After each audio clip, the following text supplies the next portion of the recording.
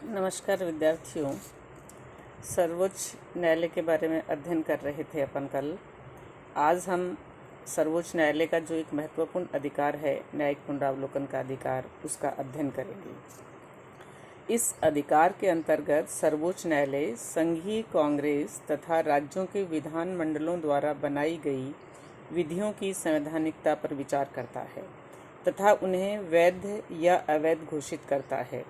इस वैधता का निर्णय अमेरिका के अंतर्गत 2 कसौटियों पर दिया जाता है।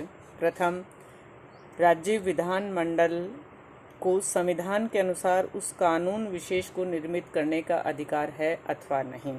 अर्थात सामान्यतः कोई भी राज्य व्यवस्था अपने अधिकार क्षेत्र का अतिक्रमण करते हुए अगर किसी कानून का निर्माण करती है तो अमेरिका के सर्वोच्च न्यायालय को न्यायिक पुनरावलोकन के अधिकार के तहत इसकी जांच करने का अधिकार प्राप्त है। द्वितीय, कानून विधि की उचित प्रक्रिया द्वारा बनाया गया है या नहीं। विद्यार्थियों, ये एक महत्वपूर्ण बात है कि कानून विधि की उचित प्रक्रिया द्वारा बनाया गया है या नहीं। हम भारतवर्ष के संदर्भ में ये विडंबना देखते हैं कि हमारे देश के अंतर्गत कानून की स्थापित प्रक्रिया के अनुसार न्याय प्रदान करने का कार्य किया जाता है, जबकि अमेरिका में कानून की उचित प्रक्रिया को इसका आधार बनाया गया है और उसके आधार पर कानून की समीक्षा की जाती है, उसके बाद निर्णय प्रदान करने का कार्य किया जाता है। तो अमेरिका में सर्वोच्च न्यायालय को जो न्यायिक पुनरावलोकन का अधिकार दिया गया है, उसके अंतर्गत ये 2 महत्वपूर्ण बातें इसमें रखी गई हैं कि एक तो विधानमंडल अपने अधिकार क्षेत्र का अतिक्रमण नहीं करे, दूसरा वो कानून की उचित प्रक्रिया को ध्यान में रखकर कानूनों का निर्माण करे। इस संदर्भ में हम अमेरिकन शासन व्यवस्था के संदर्भ में न्यायिक पुनर्निरीक्षण अधिकार का अध्ययन करते हैं। अमेरिकन संघीय न्यायपालिका को न्यायिक क्षेत्र के अंतर्गत न्यायिक पुनर्निरीक्षण का जो अधिकार दिया गया है, ये सर्वाधिक महत्वपूर्ण है। सामान्य शब्दों में न्यायिक पुनर्निरीक्षण का अर्थ है न्यायालय द्वारा कार्यपालिका और व्यवस्थापिका के कार्यों की वैधता की जांच करना। अमेरिकन व्यवस्था के संदर्भ में डिमोक के अनुसार न्यायिक पुनर्निरीक्षण व्यवस्थापिका द्वारा निर्मित कानून और कार्यपालिका या प्रशासकीय अधिकारियों द्वारा किए गए कार्यों से संबंधित अपने सामने आए मुकदमों में न्यायालयों द्वारा उस जांच को कहते हैं जिसके अंतर्गत वे निर्धारित करते हैं कि वे कानून या कार्य संविधान द्वारा प्रतिबंधित हैं अथवा नहीं, अथवा संविधान द्वारा प्रदत्त अधिकारों का अतिक्रमण करते हैं या नहीं। जो अपन पूर्व में पढ़ चुके हैं कि अमेरिका की न्याय व्यवस्था के अंतर्गत न्यायिक पुनरावलोकन एक तो इन विधान मंडलों की जो अधिकार क्षेत्र की सीमा है उसको सुनिश्चित करता है और दूसरी न्याय की उचित प्रक्रिया का अनुसरण करता है, उसी को इसके अंतर्गत परिभाषित करने का प्रयास किया गया है। अमेरिकन व्यवस्था के अंतर्गत न्यायिक पुनरावनिरीक्षण का आधार अमेरिकन सर्वोच्च न्यायालय में स्पष्ट रूप से न्यायिक पुनरावलोकन की शक्ति प्राप्त नहीं हुई थी। इसकी स्पष्ट रूप से घोषणा सर्वोच्च न्यायालय के मुख्य न्यायाधीश मार्शल ने 1803 में एक विशिष्ट विवाद मार्बरी बनाम मेडिसन के निर्णय के अंतर्गत की थी।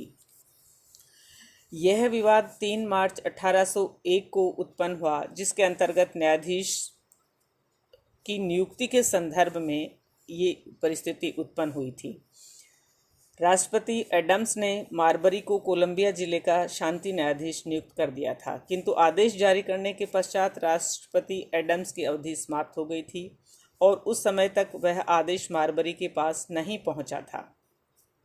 नए राष्ट्रपति जेफरसन ने तुरंत पद संभाला और मेडिसन को अपना राज्य सचिव नियुक्त कर दिया। मेडिसन मार्बरी की नियुक्ति के विरुद्ध था, इसलिए उसने राष्ट्रपति एडम्स के आदेश को मार्बरी तक पहुंचाने से रोक दिया।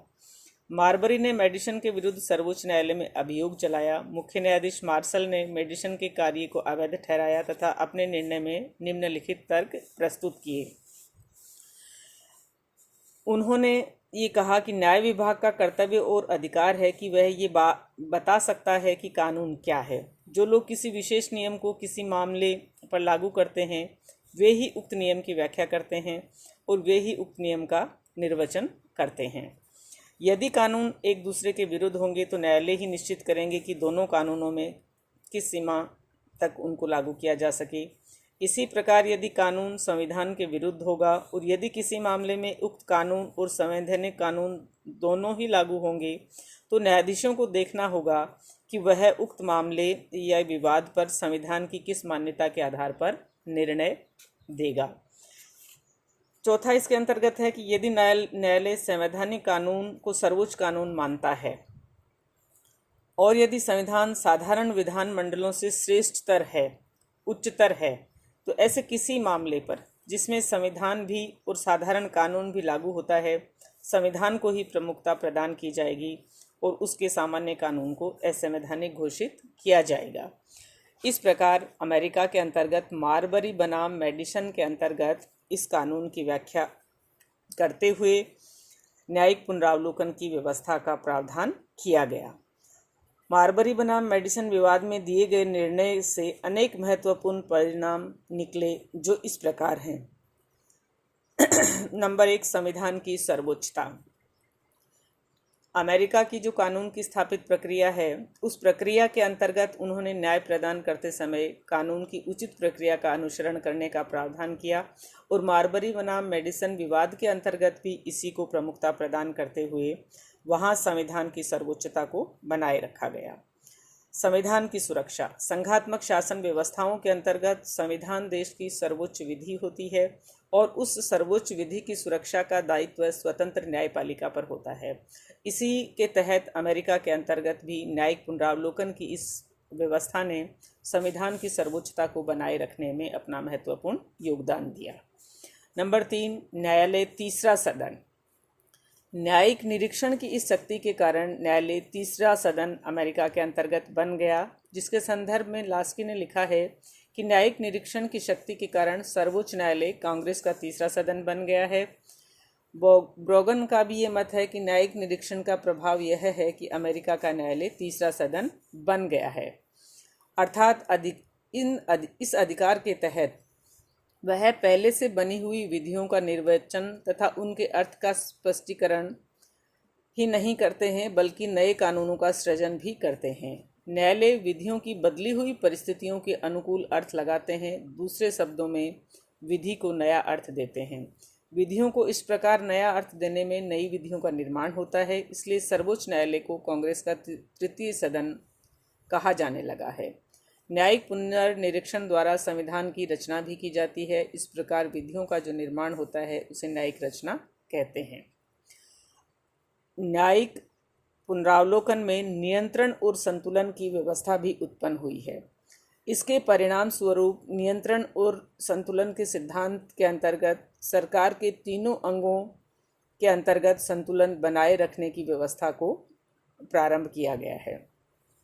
यदि अमेरिका में न्यायिक समीक्षा का प्रचलन न होता तो अमेरिका की शासन व्यवस्था में 50 प्रतिद्वंदी राज्यों के परस्पर विरोधी हितों के कारण भारी अराजकता की स्थिति उत्पन्न हो सकती थी।